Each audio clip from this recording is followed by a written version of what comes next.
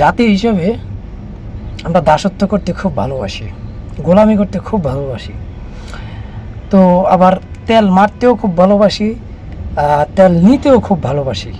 আমাদের আত্মসম্মান বোধ নাই। একটা মানুষ আমার তেল মাইরা কথা কইতেছে, আমার যদি অতটুকু পরিমাণ আত্মমর্যাদা থাকতো, আত্মসম্মান বোধ থাকতো, তাহলে আমি ওই লোকটাকে অ্যাভয়েড করব। আমার আত্মসম্মান বোধ নাই, এই জন্য যে আমার তেল মারতেছে আমিও স্বাচ্ছন্দ্যে তেল নিতেছি। তো আপনার শেখ হাসিনার আমলে অনেকেই শেখ হাসিনারে কি তেল মারতে মারতে এমন জায়গায় নিয়ে পৌঁছাইছে, শেষ পর্যন্ত মানে পতনের দ্বারপ্রান্তে নিয়ে গেছে। তেল মারতে মারতে কি পরিমাণ তেল যে তারে মারছে, তারা আইনে এটা উপহার দেয়, ওইটা উপহার দেয়, আরে ভাই নিজে ঘরের ভিতরে খাবার পাতিল নাই, ওই আইসা প্রধানমন্ত্রী এটা উপহার দেয়, ওইটা উপহার দেয়। মানে কোনো রকমে একটা কি রাজনৈতিক ব্যক্তিত্বের সাথে একটা থাকা, সম্পর্ক থাকা, মানে এইটারে ওরা অনেক কিছু মনে করে, কিন্তু এটা যে একটা দাসত্ব, এই আত্মসম্মান বোধটা ওর মধ্যে নাই। তারপরে দেখলাম এই একজনে বেগম জিয়ারে গরু উপহার দিবি।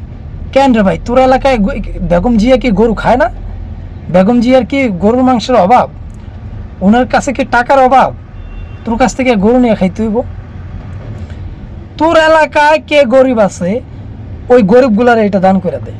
আমার এলাকায় কোরবানের সময় কোরবান দেওয়ার সাথে তুই কি লাগে প্রধানমন্ত্রী যে গরু উপহার দিবি? কাম কি? তারপরে আরেকজন তো ডক্টর ইউনূস যদিও বা তেল মাখামাখি এগুলোর মধ্যে নাই। ও মা, ডক্টর ইউনূসরে নিয়ে এখন গান বানায় লিখছে। কি পরিমাণ তেলবাজ জাতি আমরা, একটু চিন্তা করেন কি পরিমাণ দাসত্ব আমাদের রক্তে মিশে আছে।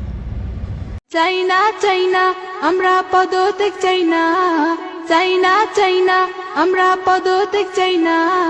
ডক্টর ইউনূস স্যারের আমরা চাইনা পদত্যাগ, ডক্টর ইউনূস স্যারের আমরা চাইনা পদত্যাগ।